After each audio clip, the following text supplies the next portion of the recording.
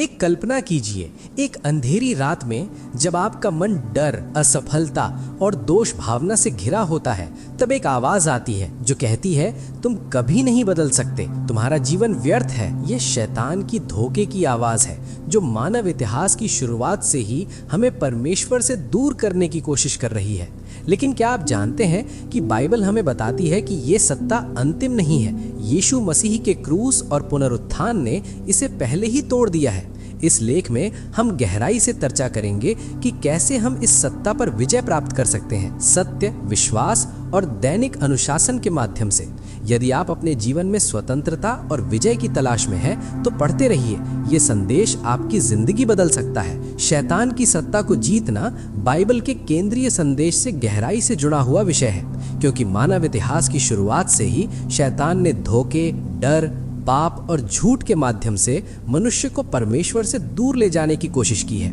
उत्पत्ति की पुस्तक में हम देखते हैं कि कैसे शैतान ने हव्वा को धोखा दिया और कहा, क्या परमेश्वर ने सच में कहा है? उत्पत्ति 3:1। ये पहला झूठ था जो आज भी जारी है, लेकिन बाइबल स्पष्ट रूप से सिखाती है कि शैतान की सत्ता अंतिम नहीं है, ये सीमित है और यीशु मसीह के क्रूस और पुनरुत्थान द्वारा पहले ही तोड़ी जा चुकी है। यूहन्ना 12:31 में यीशु कहते हैं, अब इस संसार का न्याय होता है, अब इस संसार का सरदार निकाल दिया जाएगा।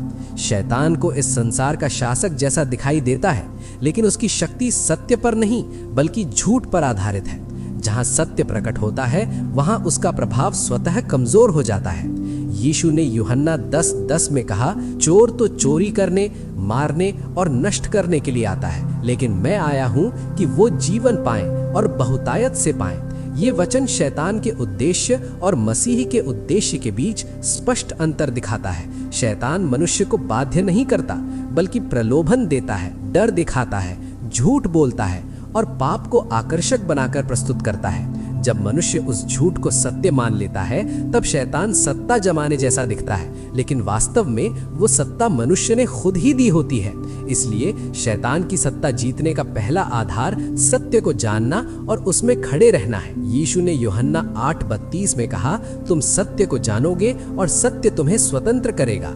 उदाहरण, एक युवक व्यक्ति की कहानी। मान लीजिए एक युवक नाम राजेश है जो नौकरी की असफलता से घिरा हुआ है। शैतान उसे झूठ बोलता है, तुम कभी सफल नहीं हो सकते, तुम अयोग्य हो।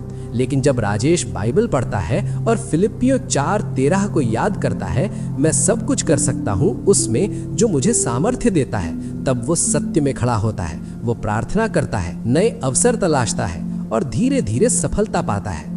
ये उदाहरण दिखाता है कि कैसे सत्य झूठ की सत्ता को तोड़ता है। बहुत से लोग डर, दोष भावना, असफलता की भावना और आत्मग्लानि में बंधे रहते हैं, लेकिन ये सब शैतान के झूठ है, क्योंकि रोमियो 8:1 कहता है, अब उन लोगों के लिए कोई दंड की आज्ञा नहीं है जो मसीही यीशु में है। शैतान पाप को छोटा और मजेदार दिखाता है, लेकिन उसका अंत मृत्यु है। नीति प्रवचन 14:12 कहता है, इसलिए पाप से समझौता करना शैतान को जगह देना है। प्रेरित पौलुस ने इफिसियों 4:27 में चेतावनी दी, शैतान को जगह न दो। जब हम क्रोध पालते हैं, क्षमा नहीं करते, घमंड में जीते हैं, लोभ और अनैतिकता में रमते हैं, तब हम अनजाने में शैतान को अपने जीवन में काम करने का अवसर देते हैं। लेकिन जब हम पाप को स्वीकार करते हैं, पश्चाताप करते हैं और परमेश्वर की ओर मुड़ते हैं, तब वो द्वार बंद हो जाता है और शैतान की सत्ता कमजोर हो जाती है। क्या आपने कभी महसूस किया कि छोटे छोटे पाप कैसे बड़े बंधन बन जाते हैं? जैसे एक छोटा सा झूठ जो धीरे धीरे आदत बन जाता है। लेकिन बाइबल हमें बताती है कि पश्चाताप का द्वार हमेशा खुला है। आइए देखें कैसे। शैतान को जीतने का एक और महत्वपूर्ण सत्य ये है कि हम अपनी शक्ति से नहीं बल्कि यीशु मसीह के अधिकार में खड़े होकर जीतते हैं। कुलुस्सियों 2:15 कहता है, उसने प्रधानों और अधिकारों को निहत्था करके क्रूस पर उन्हें सबके सामने जलील किया।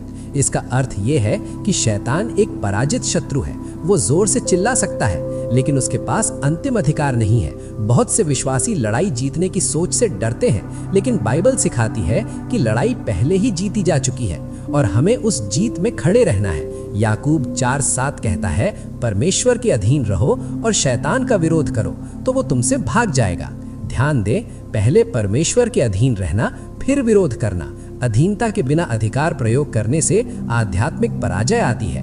उदाहरण प्रेरितों के कामों से। प्रेरितों के काम 19:13-16 में कुछ लोग जो परमेश्वर के अधीन नहीं थे, उन्होंने यीशु के नाम से दुष्ट आत्माओं को निकालने की कोशिश की, लेकिन दुष्ट आत्मा ने कहा, यीशु को मैं जानता हूँ, पौलुस को पहचानता हूँ, लेकिन तुम कौन हो, और उन्हें घायल कर दिया। ये दिखाता है कि अधिकार अधीनता से आता है। वहीं पौलुस ने अधीनता में रहकर कई चमत्कार किए।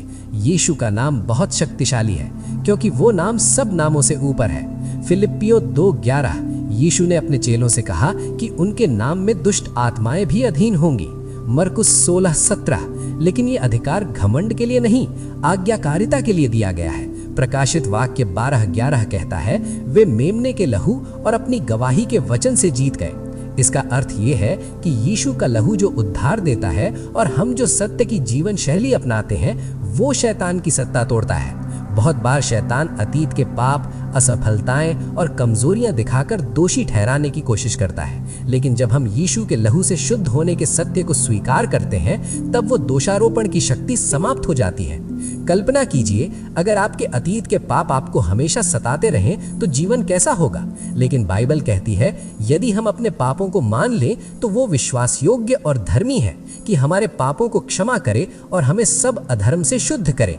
ये स्वतंत्रता का वादा है। शैतान की सत्ता जीतना कोई एक दिन का चमत्कार नहीं, बल्कि दैनिक आध्यात्मिक अनुशासन है। परमेश्वर के वचन पर ध्यान करना, सत्य को मनन करना, गलत विचारों को तुरंत वचन से काटना और अपना जीवन पवित्र आत्मा के नियंत्रण में देना ही वास्तविक विजय का मार्ग है।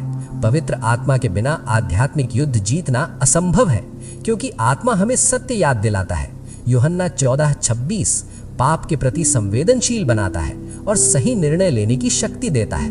1 यूहन्ना 4:4 कहता है, तुम में जो है वो संसार में जो है उससे बड़ा है। इसका अर्थ ये है कि शैतान बाहर से डर दिखा सकता है, लेकिन अंदर रहने वाला पवित्र आत्मा अधिक शक्तिशाली है।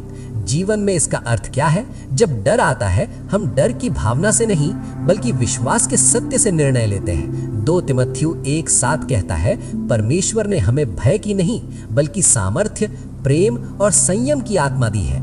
जब लत बांधने की कोशिश करती है, हम इच्छा शक्ति से नहीं, बल्कि सत्य स्वीकार, अनुशासन और आध्यात्मिक सहायता से उसे तोड़ते हैं। उदाहरण के लिए, एक व्यक्ति जो व्यसन से जूझ रहा है, वो गलातियों 5:1 को याद करता है, स्वतंत्रता के लिए मसीह ने हमें स्वतंत्र किया, और प्रार्थना समूह की मदद लेता है। जब परिवार में झगड़ा और कटुता आती है, हम क्रोध को पालकर शैतान को जगह नहीं देते, बल्कि क्षमा और नम्रता का मार्ग चुनते हैं। शैतान विभाजन चाहता है, लेकिन परमेश्वर मेल मिलाप चाहता है। शैतान अंधकार में काम करता है, लेकिन परमेश्वर का सत्य प्रकाश में काम करता है। इसलिए खुलापन, सत्यता और नम्रता शैतान की सबसे बड़ी हार है। उदाहरण, एक परिवार की कहानी। एक परिवार में पति पत्नी के बीच लगातार झगड़े होते थे। शैतान क्रोध और अक्षमा के माध्यम से विभाजन पैदा कर रहा था, लेकिन जब उन्होंने इफिसियों 4:26-27 पढ़ा, क्रोध में सूर्य न दबने दो, न शैतान को जगह दो, तब उन्होंने शाम को ही क्षमा मांगना शुरू किया। धीरे धीरे उनका रिश्ता मजबूत हुआ।